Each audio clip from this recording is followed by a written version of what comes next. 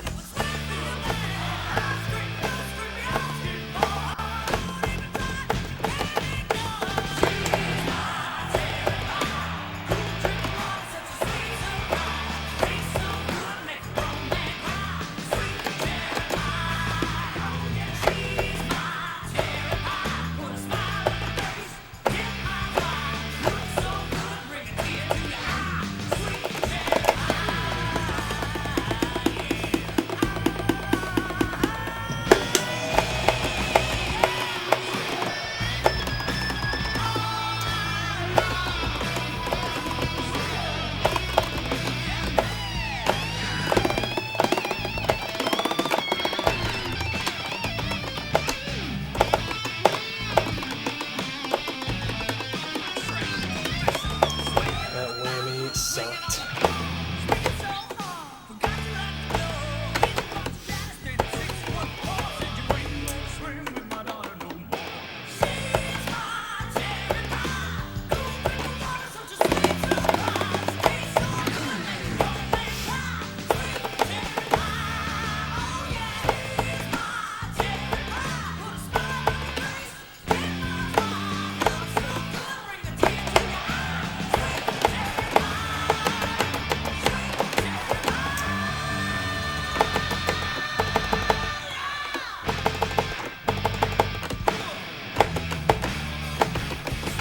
But it doesn't matter.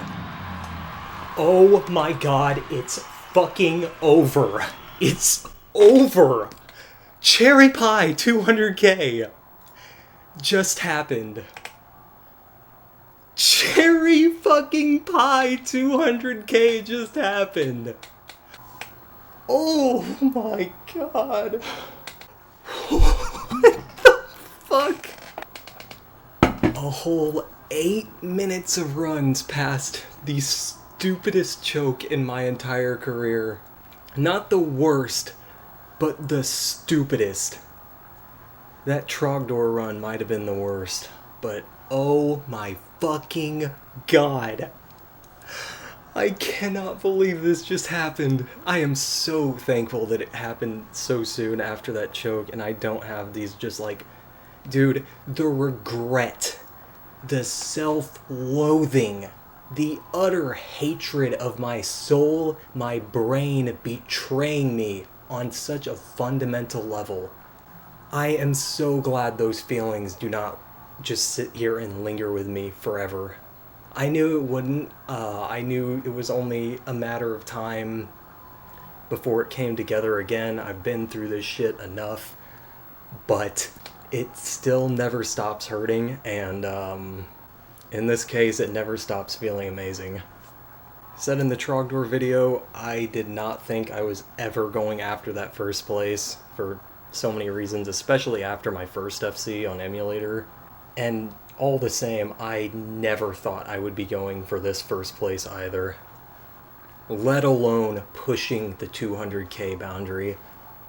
I mean, not that, to be fair, Cyan didn't leave any real room for anyone to fuck around. I would have beat his score by 8 if I hadn't gone for second act. I was going for second act every time. Whether or not I got it was like, If I actually didn't fuck up the front end, my success rate was pretty high with it, which I was really not expecting going into this because as I already mentioned in the Trogdor video, I'm playing this through OBS and it just is not a pleasant experience. It's very laggy and it makes squeezes really hard. And on top of that, because as I also mentioned in that video, because it's pushing a 50 hertz interlaced signal through a monitor, the visuals are garbage. And, it's not offending me that the game looks shitty so much. Kind of is. But the real problem is that, because it's pushing this interlaced footage, the notes are real, jumpy on my end. It makes stuff really difficult to time properly, and when you have a double frame perfect input that is required for the half bar, that really matters. Now, don't get me wrong, at the end of the day, it is still just a timing thing, and you can ingrain that, but that was all to say that being able to play this on a CRT somehow would have made both this and Trogdor miles better. This is so fucking unbelievable, dude. I never thought I would get this. As to why I'm playing on PAL, PAL is the only version that I've been able to recreate this in TAS, even with, obviously frame-perfect everything. Could not achieve half-bar in NTSC. The point is that I had no personal proof that this was possible in NTSC, but regardless of if it is and has been done, I felt like PAL would give me either an extra frame to play with on the front end, or more realistically would at least make the half bar more consistently possible across runs. What I mean by that is there are circumstances in this game, from as far as I understand and have experienced, where not every loaded run of the song will play the same. I've experienced this through TASing multiple runs of the same song where I get different outcomes. Either a squeeze will have a frame more or less leniency, or you'll get a tick difference here and there. That could have been what happened with Red Lottery, to be fair. I didn't task that more than one run, so that, could have been something that played into that first act. But yeah, that's all to say that because of the possibility of getting extra whammy on this due to increased frame timing from 16.67 milliseconds to 20.33, I want to say, that extra potential whammy would in theory make this more possible across different loads if that theory is to be true. Now, in retrospect, and what I thought about through really all of today doing runs, is I don't know if that potential benefit is worth it compared to the huge downsides of playing on PAL. So that's all up in the air. It still is probably frame perfect regardless of which version, but PAL may be somewhat more consistent in that regard. I also just want to go back and touch on that choke and why that happened. I think it's pretty obvious in some regard, I activated on the wrong yellow-blue. The only thing I remembered for whatever reason from looking at the path was that it was the first yellow-blue set after the normal or nearly ideal path activation. Obviously, that was a terrible way to remember this, but that's how I made that huge slip-up. As to where this song can actually go from here, I mean, the traditional upper bound act is still on the table.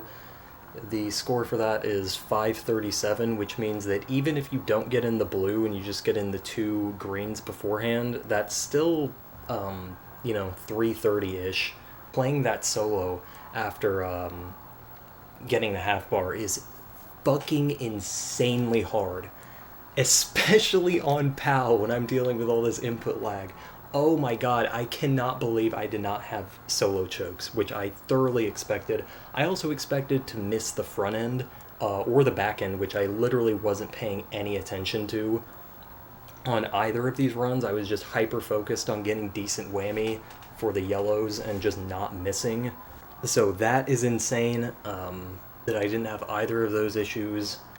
I am thrilled that I didn't choke those early whammies, either missing them by whamming too early, while still apparently getting decent enough whammy. I think my solo whammy, particularly on the blue hammer-on, was not good, but I guess Kyle was right when he said that moving it back to this activation was free, because it pretty much felt that way. I had plenty of star power left. But yeah, if you're pushing for that real upper bound act, even just to get the green in, you are going to need a hell of a whammy phrase. And that also brings into a possibility utilizing the descending extended hit window fret trick on the back end, on the solo act back end blue, and then using that trick on the yellow to both complete the sustain with max ticks and start early whammy on the yellow. So realistically, man, if the upper bound act is anywhere, if the last upper bound act is anywhere near possible, I mean, this song could still be going places, and that is fucking insane to think about. I can't, dude, this is just such a bizarre thing to have actually put into practice. So how I actually found out what was going on with half bar and was able to break it down into the actual fundamental mechanics to make it A, understood, and B, reproducible was, I believe it was at near the very beginning of this year. I posted my message in a bottle video, and Adam commented on it, asking if I was able, because not only was I mentioning TAS in multiple videos up to that point, since Surrender was the first time I used it, but I showed a clip of TAS there as the only time I did that, because it's such an unbelievable pain to edit around that stuff. And so I just showed a really rough edit TAS of the first act double being possible at the end of that video. And so Adam commented asking if I were able to reproduce the half bar and cherry pie. So I went into that because it's obviously something I was curious about. So, I was using NTSC, got to the solo act, obviously didn't get half bar while using the information that I knew at the time, which was just to strum it, preemptively fretting, strumming on the first frame, whammy on the first frame, blah, blah, blah. Didn't get it. After it failed on NTSC, you think, okay, maybe it works on PAL, downloaded PAL, same execution, didn't happen. So at that point, I replied back to Adam saying, hey, I wasn't able to get this to work. I even did multiple reloads of the song to try and get around that frame sync issue, and just nothing happened from it. So sorry, I don't know what to tell you about the runs out there that have half bar. I don't know if or how they would be faked, but I was completely unable to reproduce this through TAS. Now, at this time, also, I was pretty much taking TAS as gospel, because I didn't have enough data or experience to doubt it. So to me, it's especially from the era that I was first, started playing in and was most active in, hearsay was all over the place. People call things, even to this day, people call things optimal when there's really no proof of it, which is okay. I completely understand. I don't hold it against people for thinking that scores that they've gotten that they have no reason to believe aren't the highest amount possible and claiming so, but point being, you really never know. And here's where things get fuzzy, just from my memory's sake. I don't remember how I stumbled across this buffered first frame whammy mechanic.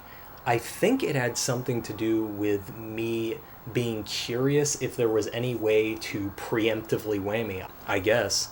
And that's essentially what this is, but it doesn't play out in exactly the way that I was expecting. I was expecting, like, I think in some later Guitar Hero games, at the very least, you can, like, if there is a non-star power sustain followed by a star power sustain, I believe you can start whamming on the non-star power sustain, and that whammy will carry over to the star power sustain so that you don't have to, like, do a frame perfect strum into whammy. That might be how that works. And if so, that's essentially the idea I was trying to bring over to this, but obviously without, the red note preceding the red blue is not a sustain. So again, it's just fuzzy to me how exactly I came to trying out this weird shit that ended up with me figuring out this mechanic, because I really just can't tell you.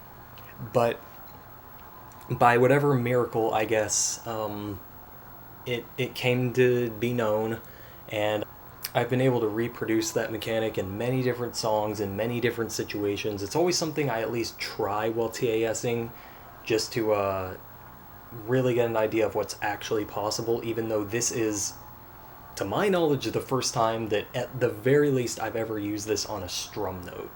Using it on hopos is, I think, a little easier, and I think I probably use it a lot more on hopos than I think, but regardless, using it on strums is an entirely different beast because of everything that goes into it. The mechanics for this and the execution is, for this specific pattern, to strum the red. At any point past that, I'm pretty sure this is how it works. I'll have to go back and TAS this one more time just to make sure the mechanics are solid. But strum the red, input a whammy. So it's essentially like you're whamming the red, and you need to hold down the whammy bar, or you can either hold down the whammy bar while you activate the red blue, or you can release the whammy bar no earlier than one frame before you activate the red blue. And the other stipulation is that if you release it on the frame that you activate the red blue, it doesn't work either. So that already is, that's an awkward execution and it sucks, but that's not even close to the worst of it. The worst part is that you have to fret and strum the note, in this case, on the same frame, which is the first frame that this note window is active, and the whole reason why this is possible in the first place. Cyan commented on my last Cherry Pie 194 449, the nearly ideal path optimal, and he said that you should try to extended hit window the chord sustain, and he linked his video because that's what he did. And I had seen the video before, I had seen Jaden's video before, and they both seemed to follow the execution that I had described, with fretting the chord on the frame that they activated it. So that's when I really started to take firm belief that this was actually how this mechanic worked. Honestly, I've kind of lost my train of thought because this has been going on for a while now, and there is so much to unpack with how this came to be known and the putting this into practice, that it's really hard for me to even keep things straight at this point. One thing I forgot to mention about playing on PAL is that I actually had a slight advantage, I guess, on this grind compared to Trog doors, because I came with the idea of leaving my CRT on with just the audio playing. So I still had the music coming through early, or quote-unquote on time, which was a really big deal, because while I had the audio muted for Trogdor, because not only was it coming through the delayed computer speakers, but I was thinking, even if I got the audio playing through my proper monitor with lower audio latency, with lower latency speakers, I still would want the music to be, I would ideally want the audio to be ahead of the visuals to give me a more synchronized experience. And that's exactly what I was able to get with just leaving my CRT on with the audio playing. So that helped a lot, and I'm just really glad that I thought about doing that, because it definitely played a part in the success of this. Unfortunately, the current CRT I'm using is one of those rare ones that doesn't just have a black idle screen, it has a bright blue idle screen, so I have to like put a towel over it to prevent being hyper distracted by the supernova going off in my peripheral vision. But yeah, just a tip if you're, in the same position I am, do that. It's nice. Really wish I had thought of it for Trogdor. Just might have prevented one of those 5 fucking sickening post-solo jokes. It's really funny how similar these two experiences are, Trogdor and this song Upper Bound, because it's really the same experience you get from either hitting the Trogdor solo or getting the half bar. You just have this suspension of belief in the moment, and you just freeze up. Like, it's so crazy. The time just seems to stop when you do something like this. I think a big part of what helped me actually be able to do the solo act properly is that every run, regardless of whether I thought that, I didn't hit the red blue early, I didn't hit the red blue frame perfectly, blah blah blah, I always practiced the front end as a result. And I even used extended hit window on it, which I'm not sure if I touched on this in the Trogdor video, probably did, but extended hit window is even more risky in PAL because there's a chance that the frame window for it can be reduced from 3 to 2. Overall, man, I am just fucking ecstatic that this came through, because I don't really have much more to say, but, I don't say this much for these Guitar Hero scores, even though I've broke several thousand barriers at this point. It's almost lost its, weight and surprise factor, but this is 100,000 barrier with this crazy fucking mechanic that wasn't understood for 18 years. It was a historic moment when Cyan first got the half bar, but this is also a historic moment when it's been used to break the next 100,000. I mean, it's like how people celebrated Y2K. Instead of year 2000, it's score 200,000. But yeah, it's that kind of thing. It's not just 100 barrier. It's not 199.9. It's not 199K. It's 200K, man. That is still special, no matter how arbitrary or contrived that you believe it is. It still means something. So I think I've talked long enough here, but this is just crazy. This is also my birthday. How is that for a birthday gift, man? Wow. 200K. I can't believe that both the times I got this half bar were with me getting the second squeeze also. Like, there were many, many runs I continued after missing the second squeeze on the back end. Or, God forbid, somehow messing up the third act, which happened a few times. But both times it happened with the second act. Sweet cherry pie indeed.